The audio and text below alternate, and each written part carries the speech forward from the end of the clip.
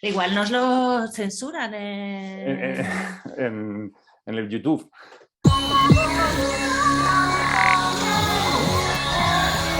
Hola y bienvenidos a Cierra Libro al Salir y bienvenidas a nuestro programa 46. Por suerte para vosotros y vosotras no estoy sola, sino que me acompaña el locutor de pelo más gris de Calatayud, Fernando Vicente. Hola, ¿Qué Ana. tal, Fernando? Muy bien. Que sí, tengo el pelo. No sé si se verá bien en la grabación. Bueno, se ve que se ha aclarado, sí. Se te ha descolorido un poquito, está bien. Vale, ahora pareces lo que eres. Un madurito interesante. Bueno. En fin, ¿qué tal, Ana? Bien, bueno, aquí en mitad de Herminia. In the middle of Herminia. Pues ha llegado Herminia, ¿no? Pero llueve y todo, y que agua y esas cosas, y viento y... Lluvia fina, que diría Luis Landero. Vale. De momento tenemos lluvia fina, pero seguramente esta noche se ponga un poco peor la cosa. Pues no te vayas a la playa esta noche. No me iré a la playa. Vale. No, aquí hace un poquito de aire, pero está el clima súper seco. Muy seco. ¿Quieres que que abra la ventana y te meta lluvia sí, para tu lo meto por aquí, por el micro. Por el micro. Bueno, te voy a contar lo que tenemos en el programa para hoy, ¿vale? Vale. Tenemos las desnoticias. Vamos a hablar de Hamnet, de Maggie O'Farrell. En la reseña borgiana yo voy a hablar de Jueves del Sur, un libro escrito en la radio. En El oído por ahí tú nos vas a hablar de integración racial. Y ya está. Un programita corto, rápido y al lío, ¿no? Sí, te voy a plantear una cosita. Dime. Como, bueno, nos podemos extender lo que queramos, es nuestro podcast, pero como siempre nos estamos quejando de que usamos mucho tiempo y que estamos más tiempo del que queremos, para la reseña de Hamnet, si quieres, nos ponemos una alarma. Vale, cuando empecemos y cuando a hablar... suene, dejamos de hablar. Se acabó, da igual donde estemos y que lo que digamos sea muy importante. Quien quiera que se lea el libro. ¿Cuánto tiempo te parece que podemos hacer la reseña? No sé, 15 minutos, ¿es mucho, poco? 15 o 20 me parece bien. Más ya me parece. ¿Ponemos en 20? Venga, lo ponemos en 20. Si no llegamos, pues no hemos llegado. Bueno, pues eso cuando empecemos con la reseña. Cuando empecemos con la reseña ponemos esa alarma. De momento vamos a empezar con noticias. Las desnoticias. Ya sabéis todos que son noticias que no son de ahora, que pueden ser de cualquier otro momento, pero que nos hacen gracia y las comentamos. Comienzo yo y voy a comenzar con un poquito de porno, que es el tema a mí que más me va. Muy bien. Durante la expedición antártica de Scott de 1910 a 1913, George Murray Levick, un científico que iba en esa expedición, evidentemente, contempló un hecho que a él, tan británico, tan estirado, tan educado, tan lord, le horrorizó. Y descubrió a un joven pingüino macho de la raza Adelie intentando mantener relaciones sexuales con una hembra muerta. Aguantar las ventiscas y el frío helado del Antártico era una cosa, pero vamos, la perversión del pingüino ya superaba todo lo que había esperado de aquella expedición. Iba a decir que eso es zoofilia, pero creo que es necrozoofilia. Necrozoofilia o zoonecrofilia. Eso.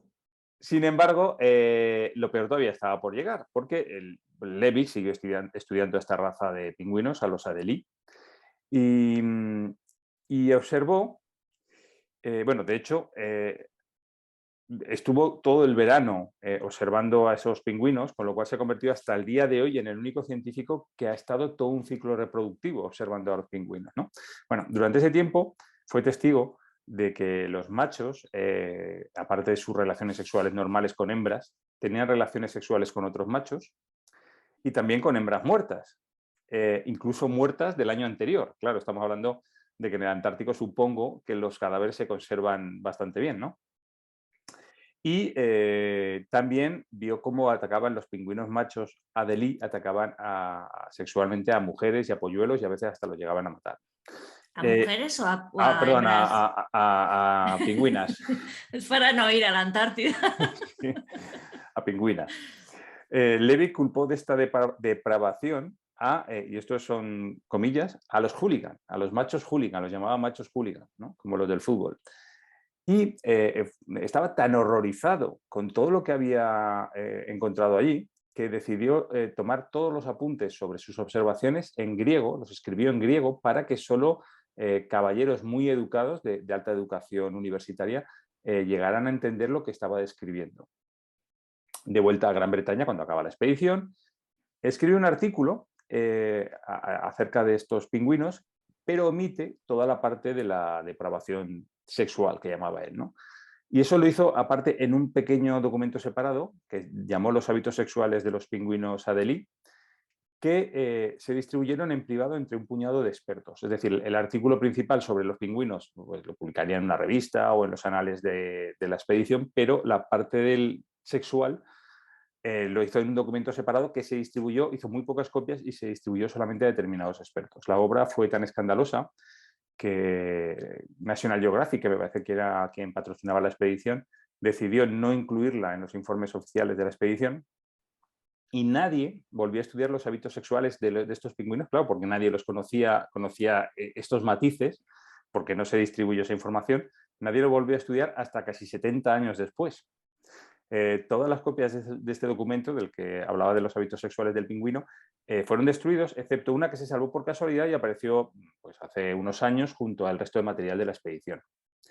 Al parecer, los científicos actuales creen que estos comportamientos que observó Levick y que tanto les agradaron era porque el periodo de apareamiento de los pingüinos en el Antártico es tan corto, el verano es tan corto, son muy pocas semanas, que la mayoría de los machos apenas tienen relaciones sexuales durante toda su vida, muy pocas. Entonces son muy inexpertos y confunden las señales.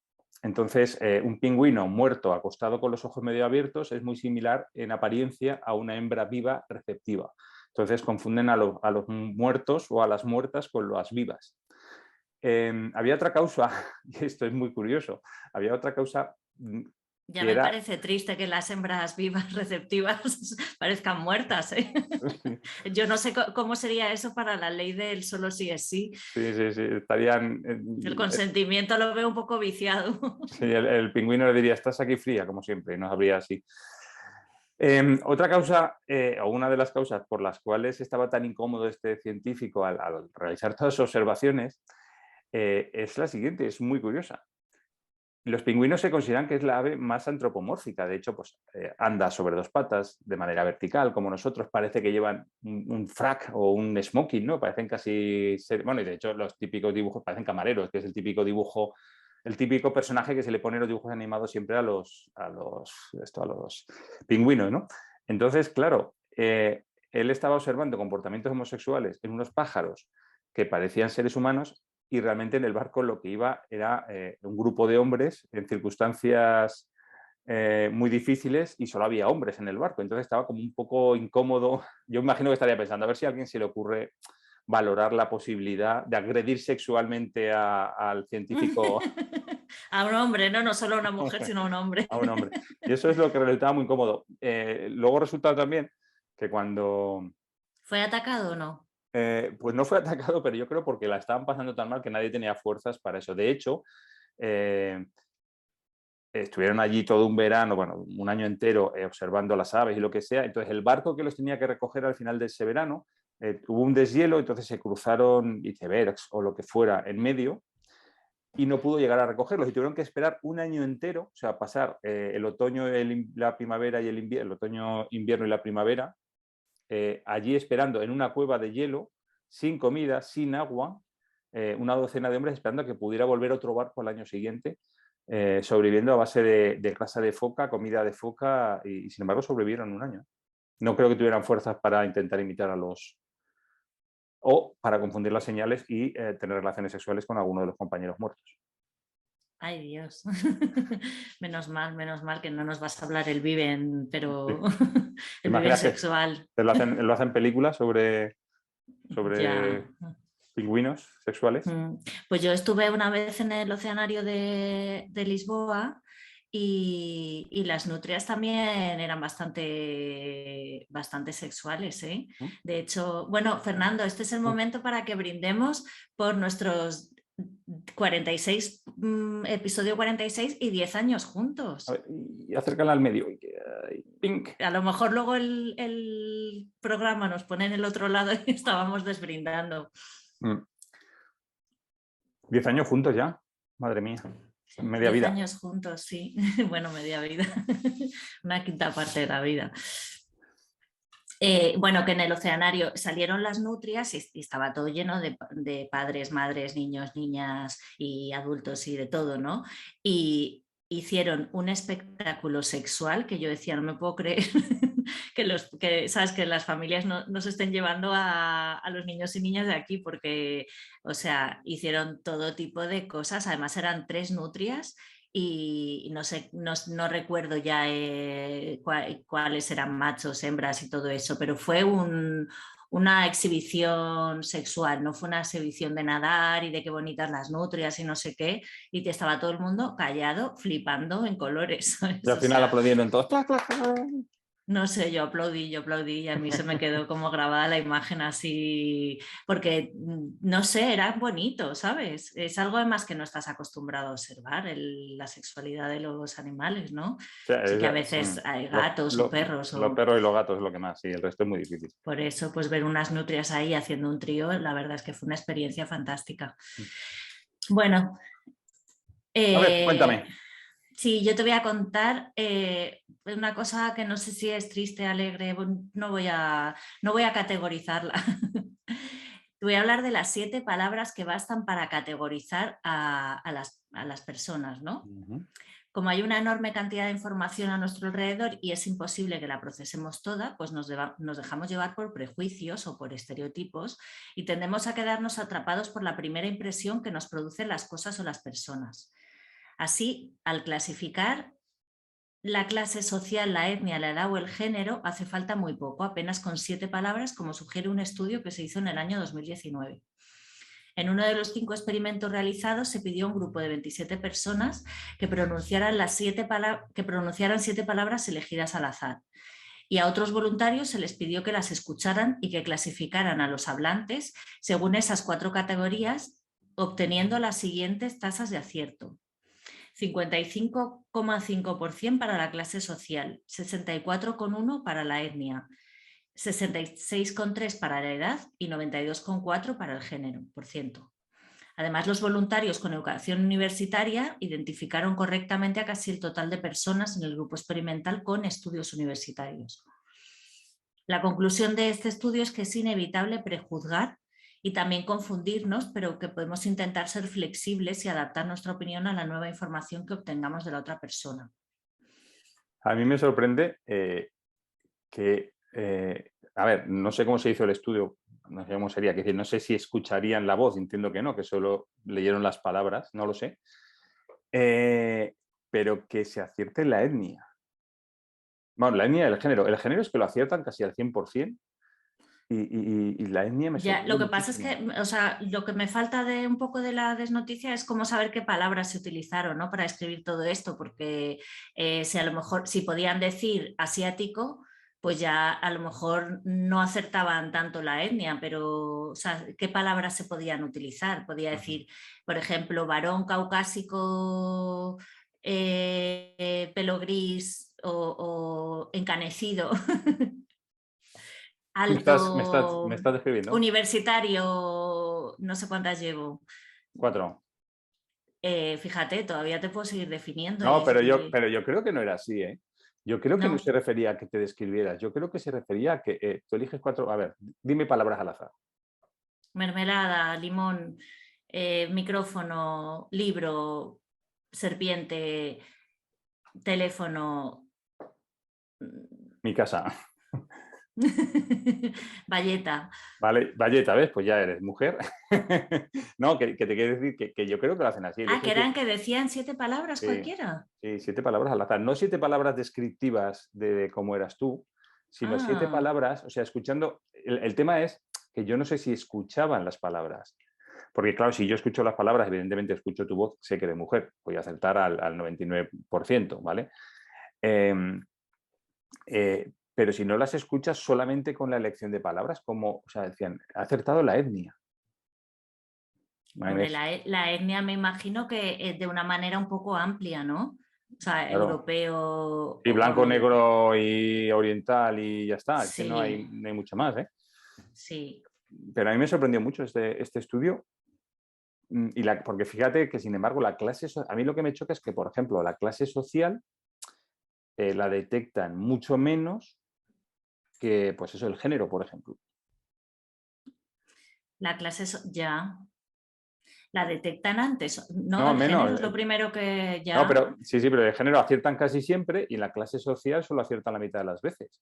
Sí. No sé, es curioso. Habría que hacer el experimento, creo que para buscar a 27 personas y ver qué somos capaces de adivinar. Pero me pareció divertido, o sea, interesante sobre todo.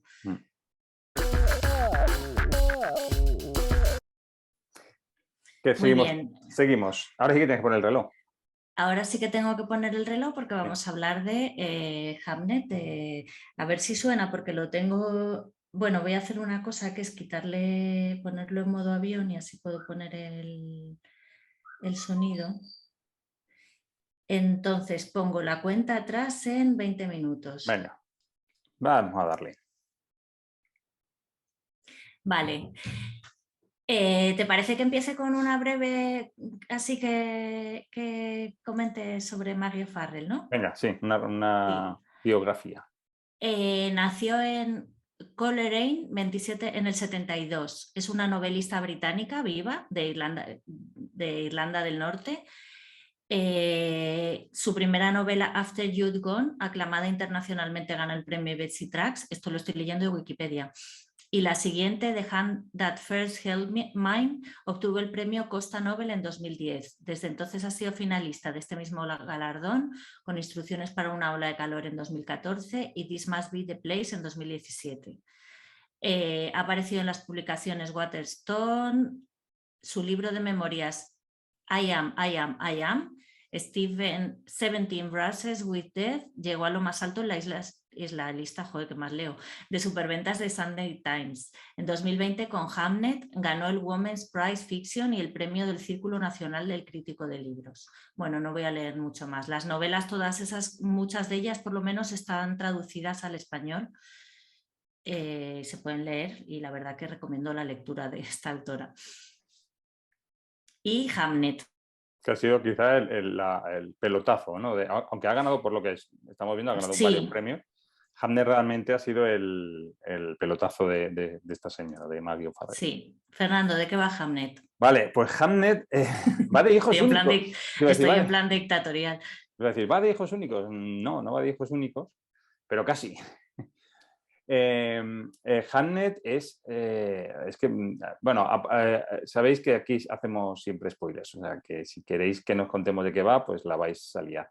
Hamnet va de la vida, o cuenta la vida de un hijo de Shakespeare, que se llamaba Hamnet. Y eso es resumiéndolo mucho, porque realmente... esa es la excusa y realmente lo que está contando en realidad más es la vida de la mujer de Shakespeare, de la esposa de Shakespeare, y su relación con ese hijo, pues por unas circunstancias que ahora comentaremos. Pero si estáis esperando leer una novela histórica, tiene matices de novela histórica, pero si estáis esperando leer lo que es una novela histórica al uso, en el que el protagonista sea Shakespeare, etcétera, olvidaros. O sea, no, Shakespeare es casi un secundario, sí, es que es un secundario, totalmente. Es casi de hecho, ni siquiera se le nombra. No, de hecho no sale su nombre en ningún momento. Sabes que es Shakespeare, pero no... Es el marido, el hijo, hermano. es otras cosas, pero no es nunca William, ni Bill, ni nada que se le parezca, ni por supuesto Shakespeare. No, sí, es verdad. Y además es cierto que es que en ningún momento se le da nombre. ¿Sabes que es él? Pues porque sabes que es él. Pero en ningún momento se le nombra. Y sí que es cierto que muchas de las cosas, hay cosas que son de la imaginación de la autora, pero que muchas de las cosas muchas no, es decir, las circunstancias que se nombran ahí son ciertas. La familia de Shakespeare se dedicaban a hacer guantes. La mujer de Shakespeare venía de una familia de granjeros. Shakespeare, con el dinero que ganó con sus obras, compró una casa que todavía se conserva en el pueblo donde él nació, en Stratford-upon-Avon, ¿no? De hecho, la suegra de Shakespeare aparece en la Wikipedia, tiene página de Wikipedia, su suegro no, pero la suegra sí. Perdón, no la suegra de La Shakespeare, la madre. madre de Shakespeare. La madre de Shakespeare tiene página de la Wikipedia, porque venía de familias nobles ancestrales, etcétera, etcétera. Entonces, pero no es una novela histórica, no está contando la vida de Shakespeare en ningún momento, no es el protagonista de la novela, es un secundario de la novela. La mujer de Shakespeare, por cierto, está más bien el nombre que aparece históricamente es Ana, pero en algún documento la autora Maggie O'Farrell vio el nombre de Agnes y decidió ponerle ese nombre. Yo sabes que Al final de la novela hace un poco aclaraciones en torno a la parte histórica, a las modificaciones que ella ha hecho sobre la parte histórica. Por ejemplo, el hijo de Shakespeare murió, pero no se sabe de qué, y ella pues le pone una causa, ¿no? De hecho, el hijo de Shakespeare es Hamlet. De hecho, ella misma explica al final que la obra de teatro tan famosa de Shakespeare, Hamlet, en realidad era el mismo nombre. Lo que pasa que unas veces aparecía escrito con L, otras veces con N, que pudo perfectamente haberse llamado Hamlet la obra o el niño, que eran nombres equivalentes, pues como aquí pues cualquier derivado de, pues no sé qué decirte, pues en algunos sitios Kiko se escribe con 2Ks, en España, ¿no? El diminutivo, en otras veces se escribe con C, bueno, C, Q, U y con C. Bueno, pues eso, ¿no? Que son nombres que son equivalentes, Hamlet y el Hamlet que escribió él. Y yo tengo una teoría que te la dije a ti, y es que la autora había llamado a la protagonista Agnes porque en latín Agnus es cordero, Agnus Dei, el cordero de Dios. Y sobre todo al principio hay un trozo de la novela que está como muy obsesionada con la iglesia, con el sacerdote, con los corderos que salen varias veces. Y yo creo que es una referencia a eso o que vio lo de Agnes y luego tiró de ahí y empezó a poner lo de los corderos y lo de los curas al principio de la obra. Pero que no crees que sea casual eso. Yo creo que no es casual, pero bueno, no lo sé. Bueno, a mí me ha llamado la atención. Hay una cosa de la estructura que en algún momento resulta un poquito molesta, pero dices, bueno, vale, es así, ¿no? Lo aceptas. Y es que empieza hablando de Hamlet, de que está buscando a alguien en la casa y no encuentra a nadie, ¿no? Y hay una situación que resulta un poco extraña, que no sabes si está soñando porque todo parece muy extraño. Si además ya has leído si ya sabes de qué va el libro, la sinopsis del libro, yo pensaba, ya se ha muerto y no se ha dado cuenta el niño, porque busca a la gente y no la encuentra, está en el mismo espacio, pero todo ha cambiado, pero no. El niño está buscando a alguien y entonces en mitad, o sea, en algún momento corta y empieza a hablarte de la vida del padre. Y luego te cuenta otro poquito chiquitito del niño buscando o saliendo a la calle y tal, y luego te empieza a hablar de la vida de la madre, que es como un cuento, y entonces te habla un montón de rato, y esas veces que cambia de historia, ¿no? Como estas veces que te va contando historias diferentes, en este caso la historia siempre es la misma, pero va hacia atrás y hacia adelante, son muy largas y muy poquito lo que te da del niño, pero como tú sabes que el niño se va a morir, tienes un poco te deja un poco con cliffhanger de qué va a pasar como con esta ansiedad, ¿no? De saber qué pasa con el niño y qué pasa con el niño. Entonces, no quieres que te cuenten eso, pero claro, luego te dejas llevar por esa historia que te está contando. Y cada vez se van haciendo más cortos los periodos en los que te habla del pasado y se va acercando hasta que llega al momento presente y llega un momento en que ya tiene una linealidad la narrativa, ¿no? En que ya no te va saltando de un lado a otro, a lo mejor de un sitio a otro sí, pero no dentro de la linealidad de la historia, sí. Y bueno, eso me parece como curioso. Hay otros libros que te van contando como historias diferentes, ¿no? Que al final se juntan. En este caso no son exactamente historias diferentes, son pasado y presente de una misma historia. Hay una cosa que hay que a mí me ha gustado mucho cómo lo hace, y es que, bueno, muchas veces hay muchos libros, evidentemente, que tienes como se dice, para atrás y para adelante, ¿no? Que vas cambiando en el tiempo.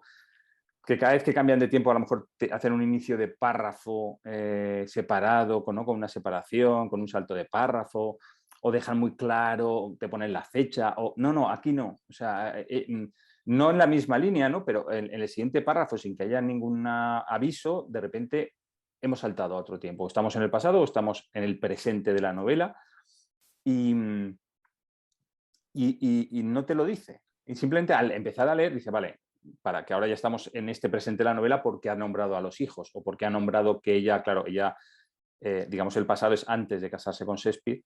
Cuando se casa con Shakespeare va a vivir a una casa al lado de la de sus suegros, esta mujer, Agnes. Entonces, claro, cuando nombra a su suegro o que está en esa casa, ya sabes en qué momento temporal estás, pero no te da ningún aviso, simplemente por las circunstancias, ¿no? Por el encuadre. A mí, otra cosa que me ha gustado, bueno, a mí en general me ha gustado mucho la novela, ¿vale? Yo además te lo dije cuando la acabamos, que si esta la hacen película, será estas, y si la hacen bien, será un peliculón de estos de llorar y de ganar algún ¿Estás Oscar. seguro que le gustaría cogerla a Kenneth Branagh, Sí. que ha versionado todo Shakespeare, ¿no? Sí, sí. Pues esta es de esas películas que sería un peliculón de llorar y sería un peliculón de Oscar, ¿no? Bueno, pues hay una cosa que a mí también me ha gustado y es, no es una novela histórica, porque no lo es, y además se aleja de te aleja de la novela histórica, porque yo no sé si te has fijado, los detalles en que podría extenderse son como muy actuales, es decir, una tienda. Habla de la tienda de los guantes. Pues nada, tienes una puerta y tal, y la gente vende. Los niños van a la escuela y vuelven de la escuela. Está todo el rato hablando de, ¿no? de la algarabía de los chicos cuando salen de la escuela, que pasan por delante de la casa. En fin, como cosas muy modernas, o a la hora de comer, que están ahí todos juntos comiendo, pues las típicas cosas que pueden pasar en una casa mientras comes, que te cae el pan, que tiras un vaso. No se recrean los detalles históricos, que es lo que suelen hacer las novelas históricas. Aquí no, o sea, es una normalidad absoluta. Tú podrías traspasar toda la historia 300 años hacia adelante, 400, 500 años, y no notarías diferencias en la historia. ¿Vale? No entra en los detalles históricos de... Sí, eso hace que te sientas bastante cómodo también Sí. dentro de la lectura, bastante reflejado y todo eso. Mm. Yo también veo que los personajes son muy arquetípicos, o sea, a mí a veces me parecía que estaba más en un cuento que en una novela, en un cuento que alguien te está contando alrededor del fuego o algo así, ¿no? Y me parece que los personajes son muy arquetípicos. Está la bruja, está la princesa, está el príncipe, está el monstruo, como quieras llamarlo, el malo, está la mujer del malo, ¿no? No sé, todo eso está como los personajes me parecen como muy, muy así, ¿no? Que lo podíamos ver como muy de cuento, muy... Sí, y a la vez, de alguna manera, son un poco personajes también dramáticos, shakespearianos. sí, el hermano de Agnes, que es como El el gigante. gigante bueno. Sí, sí, son todos personajes muy, pues, muy arquetípicos. Sí. Y otra cosa que hay que reconocerle a la autora es que, teniendo la capacidad de haber empezado a meter mucha imaginería de Shakespeare, la ha evitado totalmente, salvo el tema de Hamlet, que sí que sale al final. Podría haber... porque claro, llega un momento en la historia que Shakespeare decide irse a Londres a probar suerte con otra cosa y acaba en el teatro, y empieza a tener mucho éxito y por eso compra la casa y tal, y podrían haber aprovechado ahí pues para meter sus historias de novelas, o sea, perdón, de obras de teatro. Otelo, Romeo y Julieta. Y salvo Hamlet no aparece ninguna otra. No, Mm. y Hamlet Es aparece que muy al final. no interesa Shakespeare Sí, a la sí, historia. sí, es un personaje secundario. Tiene su gracia por la explicación final del Hamlet, ¿no? De que escribe, pero lo podría haber ahorrado perfectamente y haber puesto un personaje simplemente pues, que tiene éxito en los negocios y que está en otro sitio, y la historia hubiera sido la misma y hubiera funcionado exactamente igual de bien. ¿Cómo vamos de tiempo? Bueno, nos queda el mismo tiempo que nos queda de reunión en Zoom. Mira, te voy a leer esto que ya tú ya sabes de qué va, de una novela de, solo voy a leer una parte de esto, una novela de Javier Cercas, El punto ciego, dice que si es posible definir la novela como un género que persigue proteger a las preguntas de las respuestas, esto es, como un género que rehúye las respuestas claras, taxativas y inequívocas y que solo admite formularse preguntas que no pueden ser contestadas o preguntas que exigen respuestas ambiguas, complejas y plurales, esencialmente irónicas. ¿Qué pregunta? O sea, esto viene a decir, aunque el texto es más largo, como nos vamos un poco justos de tiempo, no voy a seguir leyéndolo.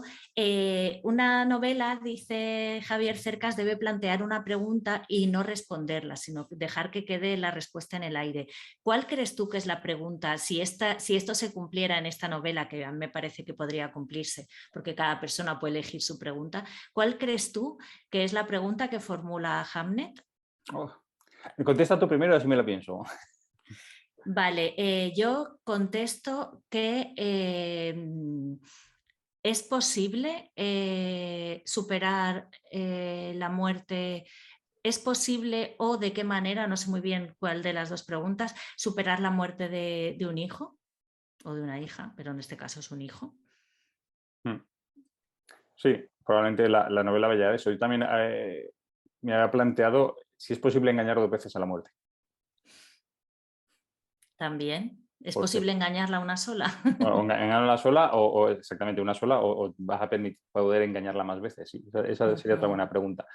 Ay, si te iba a decir algo de la novela y se me ha ido completamente. O sea, bueno, lo que quería decir yo, si quieres tú también Sí, sí. definir, y así mientras te acuerdas de lo que ibas a decir, creo que aquí habla, aparte de contar la historia de la familia, al final de lo que acaba hablando es de las diferentes maneras de cómo sucede el duelo, cómo es ese primer momento y cómo va aplacándose el dolor o guardándose en algún sitio, en los cajones o cogiendo polvo, y cómo las personas tratan de sobrevivir al dolor y cada una hace lo que puede para sobrevivir a su dolor, y eso creo que lo define bastante bien con toda la familia, no solo con Agnes y con Shakespeare, sino también con las hijas que sobreviven, ¿no? Sí, porque además, una vez, claro, estamos hablando de esto y sabes desde el principio que el personaje o sea, que Hamlet, el hijo de Hamlet y Agnes va a morir, solo si has leído, y De además, Hamlet, no, de no, Shakespeare. joder, de Shakespeare,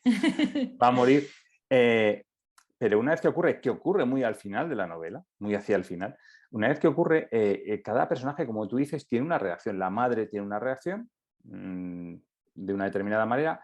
Shakespeare tiene una reacción, aunque es una reacción que se intuye porque es un personaje ausente, es secundario, no aparece en la novela, que es escribir esa obra, ¿no?, de Hamlet y cómo mete al fantasma de su hijo dentro de la obra, etcétera. Y, por ejemplo, la hermana gemela de Hamlet tiene otra reacción, como lo echa de menos a él. En fin, cada personaje, como tú dices, reacciona de una manera distinta a esa ausencia del niño, que es como un niño, además, que la autora lo describe muy bien, que es como el típico niño abrazable, ¿no? Rubio, así como muy buen niño, no sé qué. Entonces, claro, cuando se muere es como un shock para toda la familia, ¿no? Y cada miembro de la familia tiene una reacción diferente. Quizás Incluso la hermana de Shakespeare, la madre de Shakespeare ya ha perdido otros hijos, y la hermana también ha perdido a una hermana, me claro. parece, y también han superado eso, o sea que sigue siendo parte de la misma pregunta, ¿no? Si puedes superar la muerte de alguien muy cercano. Quizá también es cierto que hay un asunto y es que ahora nos parece terrible una muerte de un niño, es menos habitual, bueno, por la sociedad en la que vivimos, tal. En la edad del siglo XVII, en la Edad Media, bueno, el Renacimiento, era bastante más habitual. Todas las familias perdían algún hijo, era mucho más habitual que ahora. Entonces, claro, ahí también se plantean las distintas maneras, aunque no te digo que no lo sufran, las familias no lo sufrían entonces, era una posibilidad mucho mayor que ahora. Y la forma de enfrentarse a eso, que ahora casi nos parece inconcebible, en aquel momento tenías que estar preparado para que eso te pasara. Si había una peste, había una peste, y si entraba en tu casa, entraba en tu casa. Y era muy probable que uno de tus hijos pudiera morir. Entonces tenías que estar preparada para eso. Por cierto, que llevamos unos cuantos libros seguidos sobre hijos. Sí, es verdad, qué suerte que te has acordado de decirlo. La Sí. hija única, el de Rebecca West, El regreso del Eso del soldado, soldado. y Ujú. ahora este. Sí, sí, de hijos que mueren o están casi muy enfermos. ¿Eh? Es curioso y Mm, además no ha sido deliberado, porque cuando cogimos el regreso del soldado no sabíamos qué pasaba, no. en la hija única sí, y en este tampoco realmente, o sea, lo leímos, no sé por qué elegimos este libro. Bueno, te mandé algunos libros que estaban como recomendados en una lista y de los que nos apetecían y tú elegiste este y la verdad que, bueno, como nos queda ya un minuto, yo diría, yo desde luego no solo lo recomiendo, sino que lo he regalado ya unas cuantas veces y lo leí hace un mes. Sí, es un libro muy, muy bueno, es muy bonito. Si sois personas sensibles como Ana, lloraréis con el libro. Si sois unos trozos de barro como yo, pues os costará más. Pero es Es que un libro... estaba en la playa y Ah, entonces me metió una gota de sal en ah, el ojo y tuve que llorar. pues es, pero es que además está muy bien escrito. O sea, no recurre a la sensiblería por recurrir a la sensiblería. Está realmente bien escrito. Entonces, bueno, pues logra lo que se propone la autora y ya está. Se nota que la autora tiene tablas y ha escrito mucho, o sea, y se le nota. Y además no recurre en ningún momento a cosas fáciles. ¿Vale? A mí, Bueno, dime. y nosotros hemos conseguido terminar esta Sí. reseña en 20 minutos. El próximo programa lo hacemos en 15, ¿vale? A ver si lo Vale. hacemos, ¿vale? Bueno, Ana, una reseña borgiana. Volvemos a las reseñas borgianas. ¿De qué libro me vas a hablar? Pues te voy a hablar de un libro que se escribió en un programa de radio Mm. que se llamaba el programa, bueno, es un programa de Radio Pinto, que es que me ha hecho gracia además porque yo estuve en Radio Pinto. ¿Qué es Radio Pinto en la ciudad de Madrid? El Sí, sur la de ciudad Madrid. de Madrid, Radio Pinto, pues tenían una radio, ¿no? No en todas las ciudades tienen radio, pero bueno, en Pinto tenían una y yo fui en una semana cultural. Fuimos a Pinto a la radio, hicimos un programa de radio y nos inventamos noticias, ¿te lo puedes creer? No me digas. Sí, y yo estuve ahí y hice un programa, no un podcast, porque entonces no eran podcasts, salimos en el programa y tal, y nos hizo mucha ilusión. Luego yo no sé si nos pudimos oír, porque entonces, sí, a lo mejor es que no, ni nos lo podían mandar por mail ni nada, no sé. Creo que no, nos oyeron los compañeros que no grababan y ya está. Bueno, pues en Radio Pinto en los años 80, Mari Carmen Luengo y Antonio Sevillano tenían un programa radiofónico que se llamaba Noches del Sur, porque Pinto pues está en el sur de Madrid, supongo que es por eso, ¿no? Se emitía de madrugada y tenía mucho éxito. Sabes que hay muchos programas de radio así de madrugada, pues que la gente sonámbula, o sea, noctámbula, taxistas, no sé qué, pues se escuchan. Yo me acuerdo que escuchaba uno de Pozuelo, pero este es de Pinto. En este dialogaban los dos locutores sobre lo divino y lo humano, o sea, un poco así de todo, llamaba a la gente, participaban en el programa y se ambientaba con música. Vamos, un programa de estos de noche. ¿Tú has escuchado alguna vez un programa de noche? Sí, de este que había en la SER hace tiempo, alguna vez ay, no me acuerdo cómo se llamaba. Había uno en la cadena SER por la noche a partir de la 1:30, de 1:30 a 4, por ahí. Alguna de estas que estabas desvelado me lo ponía así. Yo me imagino también que se fumaban en el programa, que había humo, flexos, un vaso de whisky, me imagino algo así, ¿no? Un programa de los años 80 de nocturno, pero bueno, esto ya no lo sé.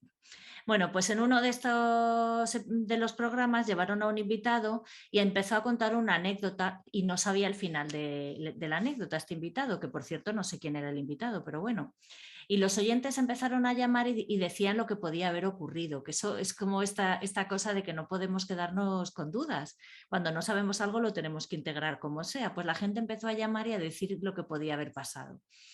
De manera que al final se acabó como contando una historia y la experiencia les gustó tanto que se plantearon una sección semanal en la que contaban una historia entre locutores y oyentes, incluso participaban los técnicos, que se llamaba Jueves del Sur, porque lo hacían los jueves en honor al título, y alguien tenía que dar un planteamiento, podía hacerlo un oyente, los locutores, quien fuera, tenía que hacer llegar al programa antes de que se grabase el planteamiento, ¿no? Supongo que les llegarían muchos, irían eligiendo, no sé. Y después, entre todas las personas que escuchaban el programa y que estaban allí, continuaban la historia, iban continuándola, pues llamaban, contaban, de repente a un locutor se le ocurría un trozo y lo contaba, algo así. Claro, unas historias le salieron muy bien y otras pues seguramente no le salieron muy bien, ¿no? No siempre cuadra, pero bueno, siempre tiene su gracia, ¿no? Contar una historia entre todos. Y el programa llegó a tener mucha audiencia gracias a los Invento. jueves, sí, gracias a este invento, y se llegaron a contar muchas historias. Claro, como entonces no había podcast, no podías escuchar luego las Claro. historias. Entonces decidieron elegir las mejores y publicar un libro para tanto para los oyentes y para los coautores y quien quisiera comprarlo. Seguramente había oyentes que no participaban porque les daba vergüenza, porque la línea estaba ocupada cuando llamaban y no, cuando se te ocurre cómo continuar, llamas y está comunicando y ya no puedes contar tu historia y el siguiente trozo de historia ya no te motiva, ¿no? O lo cuenta otro antes que tú, algo parecido, y dices, ¡ay, Pues seguramente también pasaba eso, que a alguien se le ocurría algo muy obvio, ¿no? Porque tú sabes que si de repente aparece una manzana en una historia, hay como 4 historias, está Guillermo Tell, Blancanieves, Eva, ¿no? Pues este tipo de cosas también pasarían, que se les ocurriría lo mismo, que meterían toda una historia. El proceso para elegir las historias que irían en el libro también fue común, lo pusieron así como en común y entonces la gente podía votar pues por teléfono, por carta, lo que sea, podían votar las 5 historias que más les habían gustado. Y, y al final sacaron un libro, ¿sabes cuántos tenía el libro? 42. Vale, 42, vale. La respuesta. Es el número de la respuesta de la guía del autoestopista galáctico, que ya sabes que me encanta. El libro se llama Jueves del Sur, Historias de la Radio, y fíjate, no lo he podido leer, obviamente, porque a saber dónde está ese libro, lo único que puedes encontrar son noticias sobre él, pero me encantaría hacer un proyecto así, ¿no te parece interesante? Sí, me parece interesante y complicado. Y complicado. Bueno, ahora mismo se hacen cosas así. Nosotros hemos participado El 100 en, manos aquel, ¿no? en ¿Te 100 acuerdas? manos y en el manuscrito, no sé qué, de Encontrado, Zaragoza, encontrado, encontrado en encontrado. Zaragoza. Sí. Que esos Y son, los para que no, claro, que no lo sepáis, eran obras en las que querías participar, entonces aleatoriamente se elegía el orden en el que ibas a participar y tú tenías que continuar la historia que te caía. Claro, el que empezaba la historia lo tenía no fácil, sino, bueno, empezaba la historia, pero claro, cuando eras el 20 o el 30 tenías una historia que no había por dónde cogerla, que había cambiado 7 veces de ¿cómo se dice?, de camino y tenías que seguirla, ¿no? Pues estuvo muy bien, era curioso. Oye, tu capítulo estaba maravilloso, que elegiste lo de las hormigas De de Dalí. Dalí, Buñuel y todo eso. Y yo tuve que cerrar. ¿Tú, acabaste tú la obra, ¿no? El mío fue el final, pero claro, yo ya hablé con los que estaban antes y dije, por favor, no me deis una historia con muchas cosas abiertas. Yo realmente no tenía que cerrar la historia, sino que tenía que dejar todo colocadito en su sitio. La historia debía venir. Y la verdad que funcionó, salió Sí, bien. Fue sí. una experiencia, aparte de divertida, creo que la historia merecía la pena, por lo Yo no menos sé escribirla. si se siguen haciendo cosas así. Seguramente habrá grupos de gente que hay de todo, Fernando. Ya. Pues oye, me ha gustado un montón la historia esta de los Jueves del Sur. Es súper curioso, ¿verdad? Lo que pasa es que sí que es cierto que fíjate tú que bueno, lo de Internet está muy bien, pero claro, todo esto que se hacía en los 80, en los 70, bueno, incluso a comienzos de los 90, como no quedaba registrado en ningún sitio, no había Internet, no estaba colocado en ningún sitio que sea accesible, se hacían cosas súper imaginativas, porque además había, no te voy a decir menos control, pero que había como más libertad, era mucho más difícil que si hacías algo muy transgresor, alguien, o sea, salvo que quisieras que fuera muy público, si lo querías hacer en un círculo reducido era fácil que nadie se enterase. Ahora es muy complicado hacer algo transgresor. Es decir, si en las fiestas de un pueblo de la isla de La Palma el cartel anunciador, yo qué sé, hacen cualquier cosa que pueda considerarse transgresor, a las 20 minutos lo sabe un tío en Galicia. Sí. Hace 40 años no ocurría eso, se podía quedar ahí, ¿no?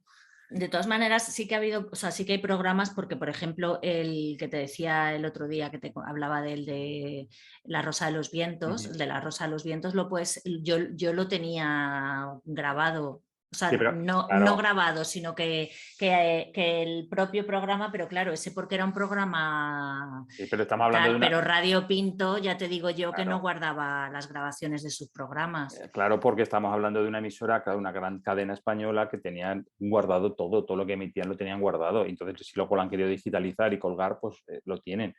Yo participaba en una emisora aquí en Calatayud en los 90. Sí, yo hacía radio. Es Y verdad que hicisteis luego hace hace unos cuantos poco, años, sí, un 30 bueno, aniversario. poco. Y el programa, quiero decir, y yo tengo alguna cinta de aquellos programas, pero alguna, pues porque a lo mejor participaba yo y eso, pero y yo hacía muchas jingles y las cuñas estas de entre programas, y las tengo grabadas pues porque, yo que sé, porque me las grabé, pero claro, si eso no me lo hubiera grabado, eso se hubiera perdido. Y yo imagino que, bueno, que cuando yo me muera, mis hijas verán la cinta y dirán, ¿qué coño es esto? Y cogerán y lo tirarán todo y ya está, y desapareció y se acabó. Y mi paso por el mundo se habrá borrado. Sí.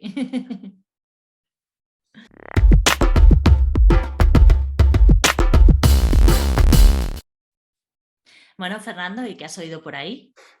Pues bueno, es un oído por ahí porque no me ha ocurrido a mí esto, me lo han contado.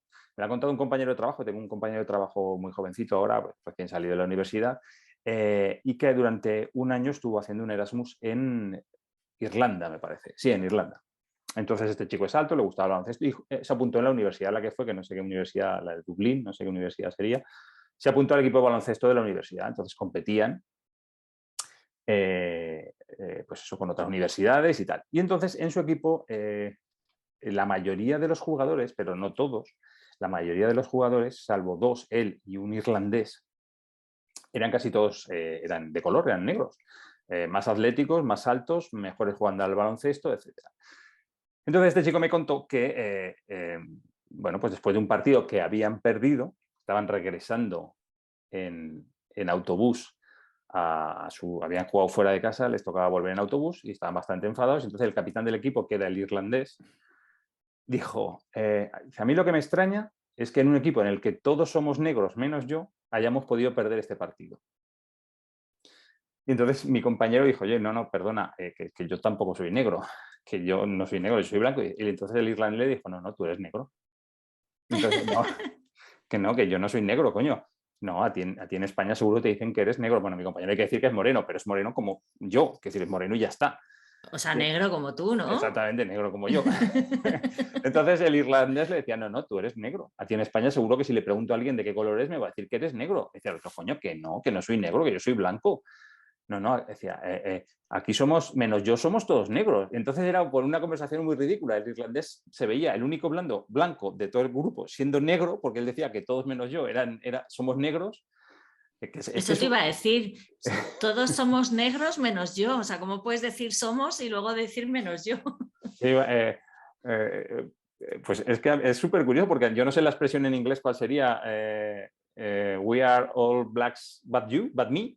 Pero claro, se está incluyendo, es integración racial. Él mismo, sin ser negro, sin considerarse negro, se está incluyendo en el grupo de negros, ¿no? Entonces era súper gracioso. Y la segunda parte es esa, la segunda derivada es que él se consideraba el único no negro dentro de los negros, porque al otro que era no negro lo consideraba negro también. Entonces era como muy ridículo y tal. Y al final, esto nos lleva a lo que hemos hablado muchas veces de tu percepción de los colores, muchas veces está determinada por tu ambiente. Claro, este chico me decía, dice, en Irlanda todas las chicas tienen la piel naranja, como Trump. ¿Por qué? Porque como no hay sol, dice, claro, tú allí no ves el sol ni aunque quieras, ni aunque te pongas a mediodía en medio de un parque, o sea, no ves el sol, con lo cual la única manera de estar un poco morena es con autobronceadores, que no te dejan morena, que te dejan naranja. Dice, entonces, claro, la percepción de los colores para ellas estaban morenas, pero para los que veníamos de fuera eran naranjas. Y, Claro. y el chico este irlandés, a mi compañero lo consideraba negro, a pesar de que no es negro, no es de raza negra, pues lo consideraba negro, pero a la vez él se incluía como negro en un grupo en el que no pertenece. Bueno, un lío de colores y de integración racial, pero es lo mejor. Se incluía como negro en un equipo e incluía como negro al que no era negro Sí, también, o sí. sea, Sí, aquí eran todos negros, pues qué mejor integración racial que ser todos del mismo color, pues ya está, total. todos negros. Aquí todos somos negros, aunque yo sea pelirrojo. Bueno, puede haber un negro pelirrojo. A mí, yo cuando estaba en México, que ahora, bueno, ahora llevo un poco de tinte, tengo canas y tal, pero entonces era morena, morena. Y me llamaban güerita o sea, por la calle, ¿no? Que A es mí y a la güerita. otra chica que íbamos nos llamaban güeritas y la otra tenía el pelo negro, negro, azabache, rubia. Ah, güerita es rubia. Mm. Pero claro, blanquitas. Claro, no era el negro, aunque mi amiga sí tenía el pelo negro, muy negro. No era el pelo este mexicano, ¿sabes? De abundante, una cabellera negra, ella tenía el pelo así cortito, muy bien cortadito y tal, y yo pues castaña, ¿no? Y aunque yo parece que estoy morena, en México estoy blanca, en México sería, o sea, aquí somos todos blancos, ¿sabes? O aquí somos todos negros menos yo, pero sí es curioso cómo se percibe, ¿no? O sea, simplemente es que no eres como ellos. Sí, sí, lo de los colores es súper curioso, sí, la percepción que tenemos de los colores según el ambiente en el que estemos. ¿Sí? Y eso es lo que te quería contar, esa integración racial.